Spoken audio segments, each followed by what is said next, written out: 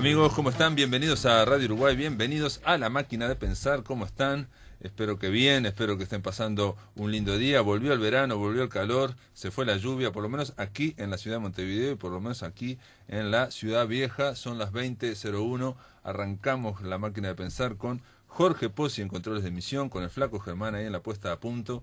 En una semana, ya lo decía ayer, una semana surtida, donde ayer pasamos la charla con la hija de Felisberto Hernández, la profesora Mabel Hernández, una charla que me pareció muy interesante, porque realmente aprendí mucho y porque creo que tenemos que hablar más seguido con esta profesora. Voy a ver si la visito en alguna otra ocasión y si podemos hablar in extenso de ese gran escritor que fue Felisberto Hernández y que su obra continúa ahí, ¿no? Un detalle que no dije es que la señora Mabel Hernández, tuvo la gentileza de obsequiarme Las Hortensias, adaptada a historieta, al lenguaje de historieta.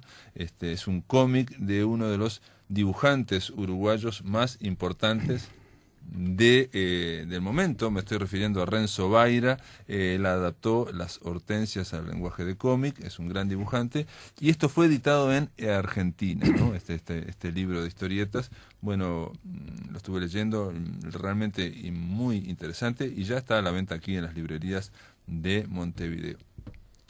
Hoy vamos a tener un programa también especial, tan especial como el de ayer. Para comenzarlo le vamos a dar la bienvenida al escritor Omar Maceo. ¿Cómo andás, Omar? Muy bien, aquí estamos. Un saludo a la audiencia entera que te sigue permanentemente. Omar Maceo es un escritor, ha publicado, entre otros, la novela Caminantes. No, Caminantes es una compilación de entrevistas. Sobrevivientes, una novela histórica ubicada durante la crisis del 2002. Después editaste Cuentos de Amor y Otros Misterios, que ese libro lo tengo aquí, viniste a conversar en su momento. Y hace unos meses salió a la luz Solo una cosa no hay, una novela corta. Volviste con la novela corta. Una novela corta, sí. En lo previo quisiera decir una cosa que se impone. No me molesta, al contrario, quisiera haber sido y ser un escritor de verdad. Hago la distinción porque nada menos que el diccionario de la Real Academia Española dice que el escritor es la persona que escribe. Yo tengo mis reparos con eso.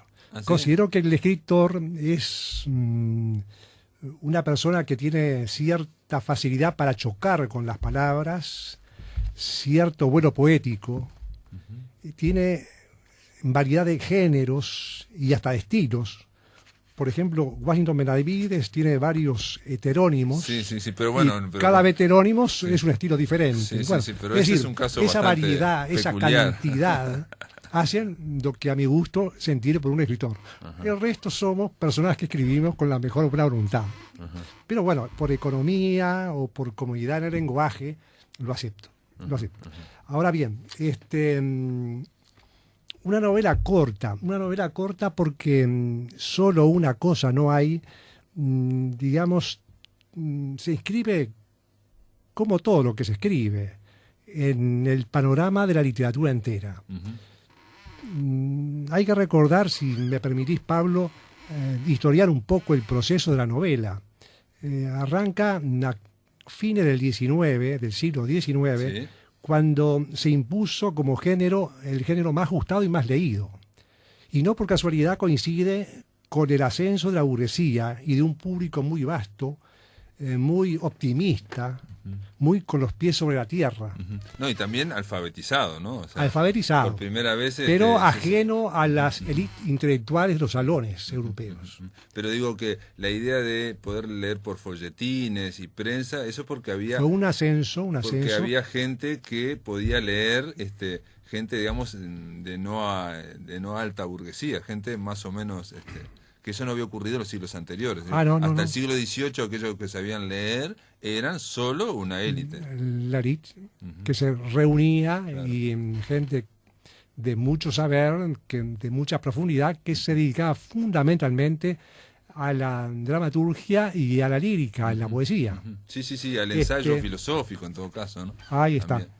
Entonces, la novela, digamos, triunfa la novela realista y desplaza la romántica, por ejemplo. Y bueno, en definitiva, la novela cuenta las vicisitudes de la especie que manda, de la burguesía. Ya no hay superhéroes, ya no hay reyes, no hay gente de gran importancia como protagonista, sino que es el protagonista común, el hombre común con sus aciertos y sus errores, los protagonistas de todas las novelas. Naturalmente, eso cambia el gusto y desciende un poco el nivel, porque naturalmente es aceptable que sí cuente la historia del hombre, pero también es bueno que sea un poquito de melodía, sea un poquito de percepción de la verdad. O sea, que se vaya elevando como así sucedió. Acá, dentro de casa, dentro del Uruguay, tenemos nada menos que la opinión de Onetti, que definió la novela de una manera magistral, con un tinte, digamos, pesimista, como todo lo de él, pero la definición de Onetti, yo siempre tengo a mano esta frase porque es maravillosa, para mi gusto, pero sintética y porque expresa con pocas palabras la totalidad de lo que es una novela. Decía Onetti, yo quiero expresar nada más que la aventura del hombre, el no sentido de la vida. Y de eso se trata. Ahora bien, el cuento, por contraposición, es una historia única, bien organizada, sin descripciones gratuitas ni elementos decorativos. Cada palabra es necesaria para la consecución del fin, del principio, del desarrollo. Borges dice en un momento que en el cuento lo que importa, como todo digamos, es todo calculado, lo que más importa es la trama. Los personajes están en una trama que es perfecta o que va o que aspira a la perfección. Seguro. Y en la novela lo que más importante son los personajes. Exactamente. Están por encima de la trama porque él decía que en la vida real a nosotros lo que nos interesa es qué te pasó a vos, qué me pasó a mí. No nos interesa todo el cuento de la vida, sino saber cómo estás vos o cómo vas a estar. Sí, y rápidamente, conciso, sin que sobren nada, sin que no sobren palabras.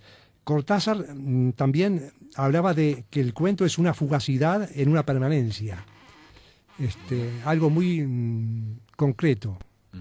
Ahora bien, la novela corta, o la nouvelle, como suele decirse, solo una cosa no hay, muestra el origen y el desarrollo de un pueblo olvidado por la civilización.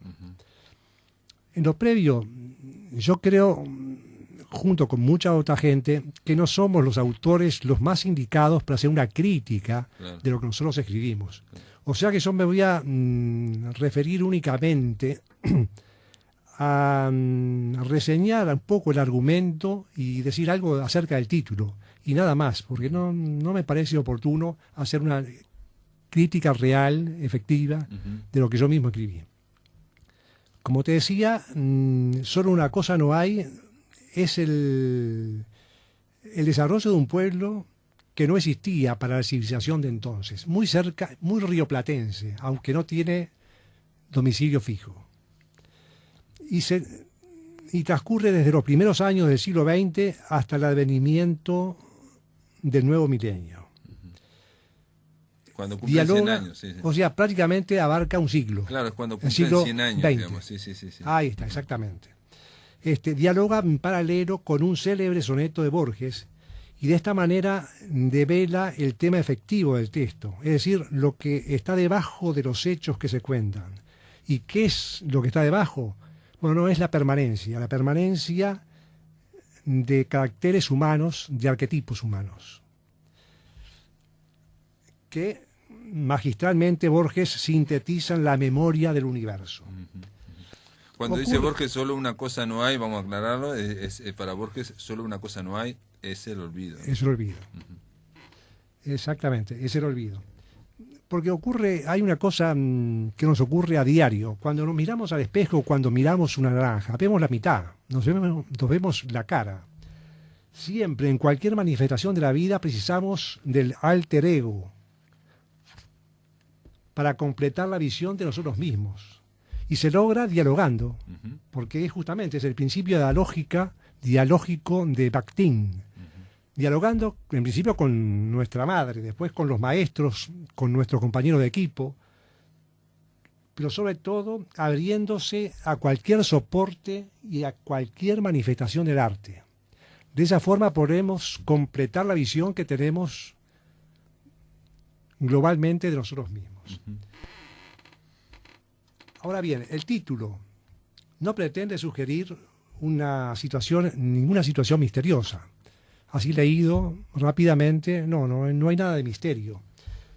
Simplemente son las primeras palabras de un célebre soneto, como ya dije, de Borges, que él llamó Everness. Sí, no sé qué es Everness, pero porque es una palabra en inglés. En inglés, sí, pero no sé qué que traducido es infinitud, o como metáfora sería eternidad. La eternidad. Everness. Everness. La eternidad o infinitud. Claro. Pero es una palabra en inglés que la tituló así. Perfecto. Pero él dominaba el idioma, ¿no? Por supuesto, y bueno, él incluso parece que pensaba en inglés. Pero ¿no te pesó empezar una novela con un soneto de... Bueno, un porque soneto completo de Borges? ¿No es muy pesado eso para una novela? No, me gustó porque es muy sugerente. Yo pensaba en principio titularla Arquetipos y Esplendores, que son las dos últimas palabras del mismo soneto. Ese soneto, claro. Pero bueno, justamente Dina Díaz, que se encargó de la edición, no le gustaba y me sugirió las 5 primeras. Claro. Inmediatamente las asumí. Naturalmente que cada individuo es una variedad, como nos decía Don Quijote, nada menos que Don Quijote, Cervantes, es de nosotros, que cada individuo es una variedad dentro de su especie. Y lo sustantivo mostrar algunas conductas humanas en la novela que pueden considerarse arquetípicas, extremas, dentro de su variedad, que se repiten en el tiempo y en todas las culturas. Acá los arquetipos son la verdad lisa y llana, lo que permanece después que pasaron los episodios de la vida que le sirvieron para enmascararse, para ocultarse. Lo que queda es entonces el verdadero rostro del corrupto, por ejemplo, el verdadero rostro del honesto, el verdadero rostro del amigo.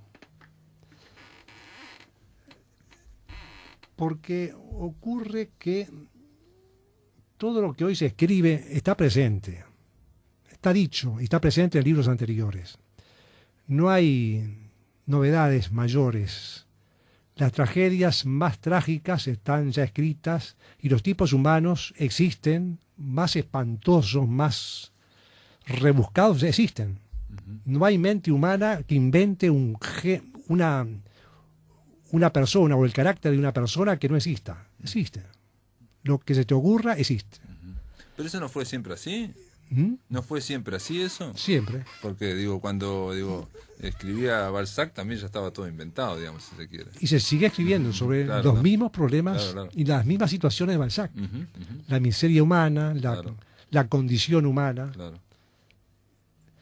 Y Borges no es la excepción. Al abordar estos temas que él pone al servicio de temas filosóficos, la permanencia, en un orden filosófico, pone ejemplos de la realidad científica, la duración de los metales. Yo voy a leer un trozo del soneto. Solo una cosa no hay, es el olvido. Dios que salva el metal, salva la escoria, y cifra en su profética memoria las lunas que serán y las que han sido. O sea, Borges elige ese ejemplo, la duración y la conservación de los metales. Ahora bien, sin decirlo en forma expresa y quizás sin quererlo, se me ocurre pensar a mí, modestamente, se remitió al empirismo de Lavoisier. ¿De quién? De Lavoisier. Lavoisier, ajá. Clarísimo. Para mí. ¿Por qué? ¿Por qué? ¿Por qué? Porque... ¿Por qué mencionó el metal Lavoisier y la escoria? Practica la misma experiencia que ya había definido Aristóteles siglos atrás. Aristóteles decía que la realidad se conoce por la experiencia. Lavoisier, naturalmente, con un genio como era y con balanzas más precisas, se mandó el descubrimiento de las leyes de la conservación de la masa. Eso de que nada se gana, nada se pierde, solo hay transformaciones. No, así es. Pero es la formulación vulgar. La ley de reacciones químicas, las medidas de las masas que intervienen, él formula una ley precisa y la continúa con demostraciones y con cálculos matemáticos y definiciones. Bueno, Borges está y Borges, que el lector era un lector voraz, no se debe haber perdido ni un renglón. Entonces se me ocurre pero también Borges está aludiendo a algo que estaba quizás antes de Lavoisier, que es la idea de que todo el mundo es cíclico, que todo se transforma, nada se pierde, nada se transforma. Naturalmente. Lo que hizo Lavoisier fue llevarlo al terreno de la ciencia y tratar de darle una solidez. Y él toma un ejemplo de la ciencia. Claro. Dios que conserva el metal, conserva la escoria. De cualquier forma, más allá de las definiciones áridas de Lavoisier, Borges, con su belleza, que siempre pone al servicio de los grandes planteos filosóficos, y sobre todo con su extremo poder de síntesis, logra achicar la formulación extensa de la ley en dos palabras: la memoria del universo. Está en el soneto. Sí, en el soneto, sí, la memoria del universo. Claro. Sí, está claro. Ahí que todo es una parte del diverso cristal de esa memoria, el universo. O sea, Seguro. Esa memoria es el universo. Seguro, sí, no sí. tienen fin sus arduos corredores, y las puertas se cierran a tu paso. Solo del otro lado del ocaso verás los arquetipos y esplendores. Notable. Entonces, permanece el metal, permanece la escoria, y también los arquetipos, ya está todo tantos como modelos eternos, tanto en los reinos vegetal y mineral, y también en el animal, del cual formamos partes. Entonces, el tema efectivo de la nouvelle es justamente la permanencia de esos arquetipos humanos, límites y a veces no límites, a través, digamos, que son variaciones de tipos que se caracterizan por ser todos diferentes.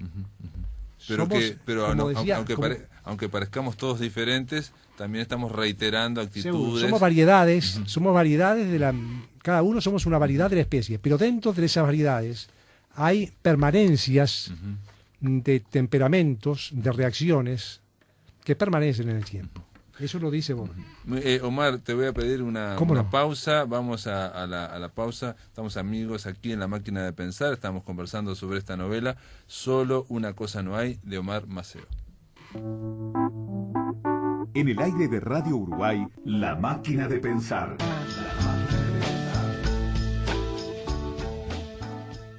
Omar Prego Gadea fue un escritor, un entrañable, al decir de Benedetti, uno de esos escritores entrañables, al que siempre tratamos de conversar con él, alguien con muchas capacidades y con muchas visiones, y sobre todo alguien amante de la novela negra, la novela policial, y en el 2007, en Sopa de Letras, el 24 de agosto, lo llamamos, dedicamos la semana a Graham Greene, lo llamamos para hablar con Graham Greene, sobre Graham Greene, y ahí van a ver el entusiasmo de Omar Prego Gadea, que vaya para él este homenaje. Yo diría que muy pocos libros de Greene se me han escapado. Tengo acá una biblioteca entera que es Graham Greene, ¿no? Y que empezó allá con Expreso de Oriente, Una pistola en venta, Brighton, Parque de Atracciones, El agente secreto, El poder y la gloria, El revés de la trama, etcétera, etcétera, etcétera, hasta el último libro que es una novela también muy muy buena, excelente, que se llama Un caso acabado. Pero Greene me atrajo así de una manera fenomenal desde el principio, desde el primer libro que me tocó comentar para Marcha, a pedido de Emil Rodríguez Monegal. ¿Te acordás qué título era? El poder y la gloria. Es decir, El poder y la gloria es la segunda parte porque se convirtió en novela, una especie de visita de esos viajes que él hacía por países y luego contaba lo que había visto con la gente que había hablado, etcétera, etcétera. Y bueno, eso a mí me maravilló de tal manera ese México terrible que él presentaba, con sus iglesias quemadas, ardientes, gente que había tenido que emigrar, gente que había tenido que escapar, que había casas quemadas, etcétera, una especie de guerra terrible, contada de una manera tal que uno parecía estar viendo lo que había ocurrido allí.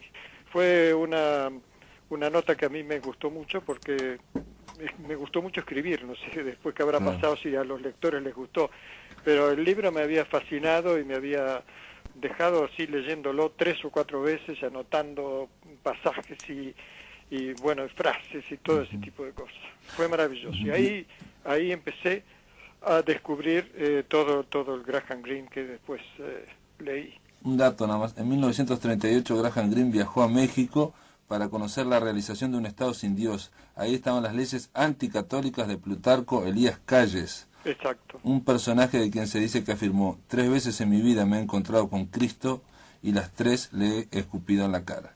Sí, ese Greene puro, ¿no? Lo que pasa es que hay un malentendido que el propio Greene se ha tratado de eliminar, que es el de que él es un escritor católico. Él dijo: yo soy un católico que escribe, como hay otros que son, bueno, marxistas o esto, que cualquier cosa, ¿no? Y que son, después, cuando se ponen a escribir, son novelistas. Por supuesto, dice él, reconoce que el mundo del catolicismo que él descubrió recién en el año 1930, y es de 1904, o sea, cuando tenía 26 años, es un mundo que para él era una forma de entender el universo, la gente, cómo se podía crear un mundo, digamos, con esa visión histórica, pero histórica religiosa, sí. Pero que cuando él se ponía a escribir era Graham Greene escritor. Claro, está bien lo que decís, Omar, porque ayer, hace un par de días lo decíamos, que él en todos lados aparece como escritor católico, pero no, su literatura no es religiosa, sus novelas no son religiosas. No, para nada. Para nada, ¿no? No. Hay temas católicos, hay gente católica, pero hay protestantes, hay no creyentes, en fin, toda clase de gente pasa por sus novelas. ¿Cómo nos encontramos nosotros en el mundo con ese tipo de gente, no? Exactamente. Ese es uno de los temas que Greene ha tratado, y que curiosamente, o no tan curiosamente, coincide, por ejemplo, con lo que entiende Juan Carlos Onetti de lo que es el mundo de la creación. Por ejemplo, en una entrevista excelente que yo recomiendo de Marie-Françoise Alain, que se llama Graham Greene simplemente el otro y su doble, porque esta mujer sostiene con mucho acierto que hay un Greene escritor y un Greene hombre que anda por ahí por el mundo paseándose, conociendo países y conociendo mujeres también, porque fue un hombre que tuvo varias amantes. Pero él dice en determinado momento, respondiendo a una pregunta de Marie-Françoise Alain, dice que el fracaso es también una especie de muerte y resulta normal detenerse en él. Mi vida, dice, está señalada por fracasos excesivos que se han ido repitiendo en mi obra. Constituyen su trama, creo yo. Por otra parte, no he querido explicar en las obras, o en esta obra, o en la que estoy escribiendo, a personas vivas. Tengo la impresión de que uno no tiene derecho a hacerlo. Pero el fracaso para él es algo que está presente y que se erige delante del escritor cuando éste se sienta a la máquina. Un poco lo que decía Onetti. Sí, Lo que pasa es que Onetti no se sentaba a la máquina, sino que escribía a la mano. Sí, Onetti decía aquello del fracaso como supremo fin, ¿no? Algo así. Exactamente. Y Graham Greene, sorprendentemente siendo tan exitoso, tan popular, también dice en su autobiografía, dice que el éxito en un novelista siempre es provisorio, siempre aguarda el fracaso al final. Sí, él pensaba eso exactamente, y que bueno, pero sabemos que hay algunos escritores, muy pocos, yo creo que Green es uno de ellos, que permanecen siempre en el horizonte. Bueno, sí, yo sigo leyendo y releyendo algunos libros que son absolutamente, para mi modo de ver, inagotables, porque siempre se descubre algo nuevo en ellos, que es El poder y la gloria, El tercer hombre, El fin de la aventura, El americano impasible, porque es ese mundo que presenta Green de Vietnam en la época de la guerra y de los espías y de esto y lo demás allá, y ese personaje tan equívoco y tan curioso que es este americano, el norteamericano, impasible. Y después yo diría que esta última novela de la cual estuve hablando es Un caso acabado, que es una historia de amor fracasado, curiosamente, ¿no? O cortado por unos acontecimientos sumamente trágicos, que yo le aconsejo que la lean, porque es como una especie de sello final que pone Green a su obra y que de alguna manera curiosa resume lo que él ha estado o lo que ha estado corriendo por sus novelas a lo largo de su creación.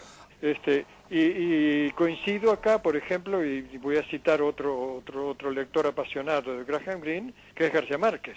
García Márquez, yo le hice una entrevista una vez en París para Cuadernos de Marcha en México y empezamos a hablar de distintas cosas y yo notaba que él tenía cierta sospecha de que yo no era la persona adecuada para entrevistarlo. Era el tiempo en que estaban por darle el premio Nobel y todo el mundo lo perseguía. Pero cuando nos pusimos a hablar de Graham Greene y él se dio cuenta de que yo era un lector apasionado y que conocía la obra y que le importaba mucho, entonces todo cambió. Y entonces estuvimos hablando, creo que una hora entera, de Graham Greene, y él se conocía la obra de Greene muchísimo mejor que yo, por supuesto, pero con el mismo fervor. Yo diría que hay una cosa que es la forma en que está contada la novela.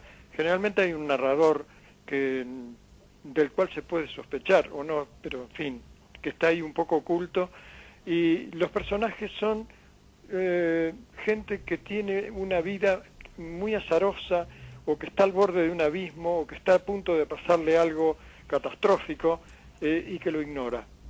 Y es a partir de ahí, por ejemplo, como ocurre en El tercer hombre, esa es una novela absolutamente maravillosa, ese amigo perdido que está escondido por allí, ¿no?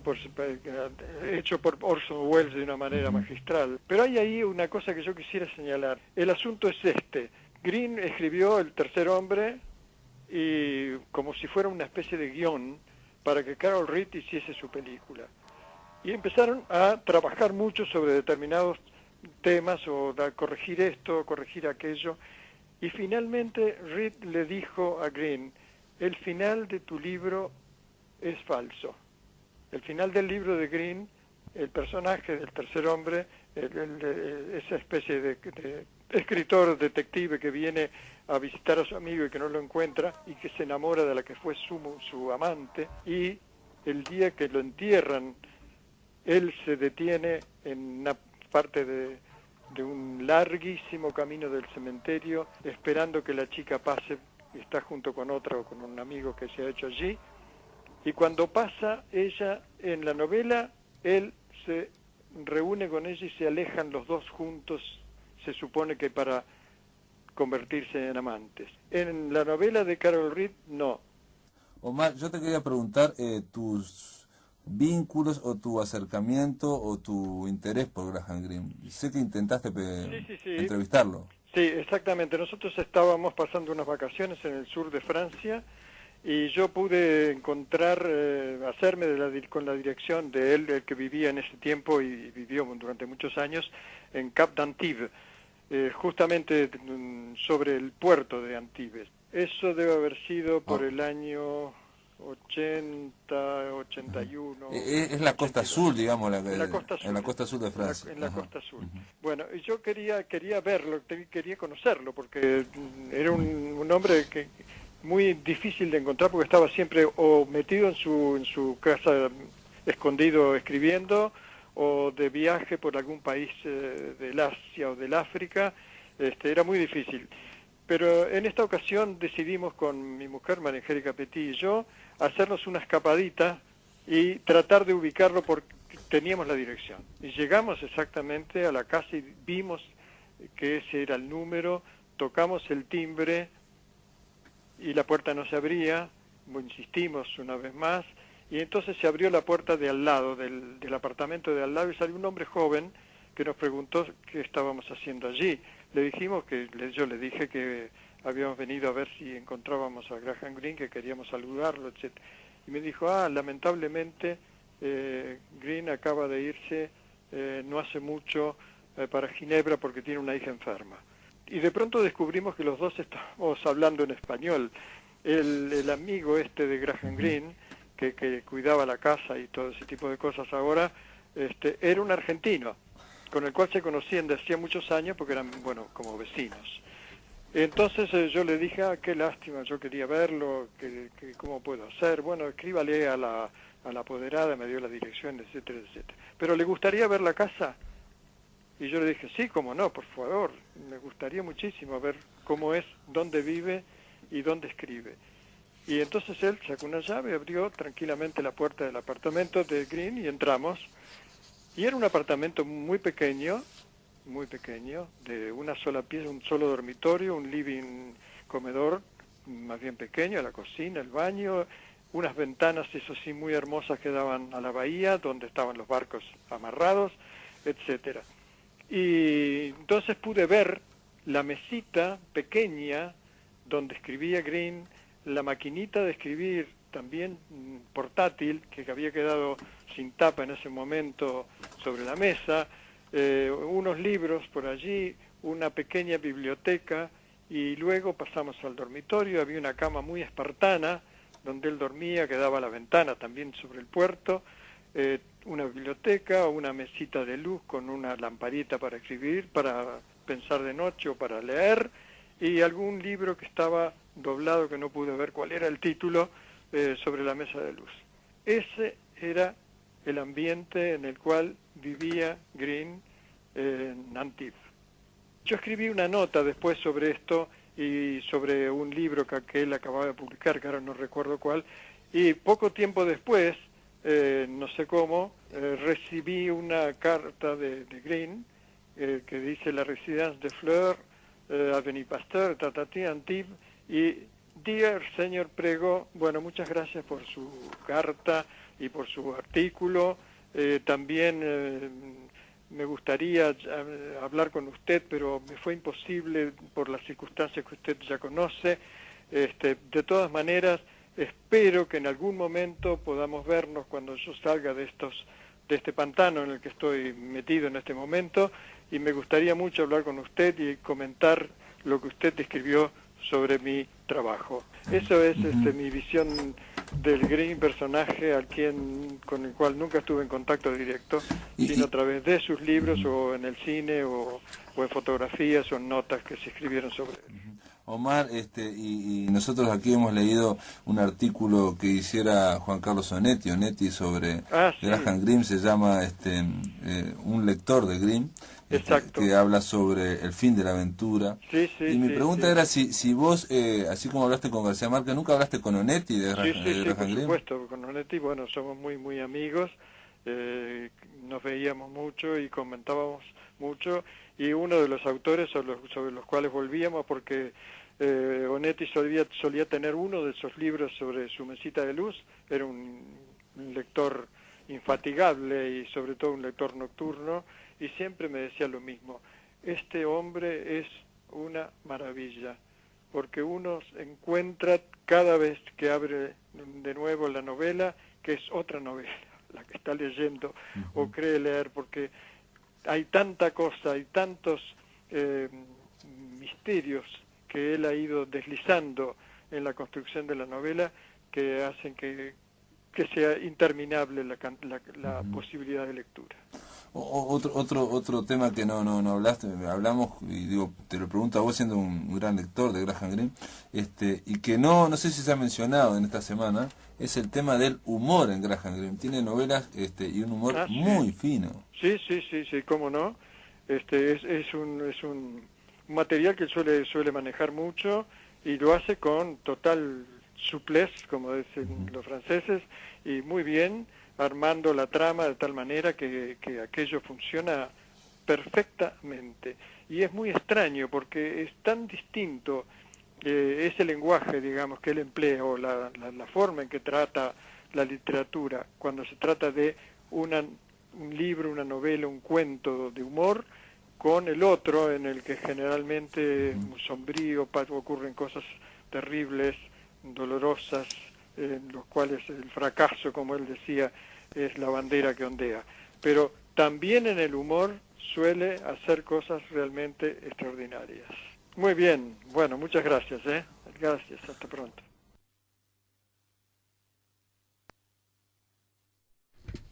Este era nuestro homenaje a Omar Prego Gadea. Lo escuché y me quedé pensando algo que siempre pienso, que cuando los escritores hablan de un escritor admirado, de alguna forma están hablando de ellos mismos. Yo creo que aquí algo de eso había, porque Omar Prego tenía esa fascinación por las palabras, esa fascinación por los escritores, y cuando habla del tercer hombre dice, bueno, de alguna forma alguien que se encubre en la novela para contar un mecanismo perfecto como el de las novelas de Graham Greene. Bueno, vaya este homenaje. Obviamente después va a haber otros homenajes seguramente a Omar Prego, pero esto de alguna forma es una especie de un hasta siempre. Unas gracias por haber estado ahí, Omar Prego Gadea. Mañana, amigos, vamos a seguir en La Máquina de Pensar. Mañana vamos a llamar a Buenos Aires, vamos a hablar con el crítico de cine Hernán Schulz y vamos a hablar sobre la comedia, vamos a hablar sobre un comediante, Ben Stiller, y sobre una película, la última película, La vida secreta de Walter Mitty, que recomiendo porque vale la pena. Mañana a las 20 horas los espero aquí en Radio Uruguay para empezar otra vez La Máquina de Pensar. Que lo pasen muy pero que muy bien.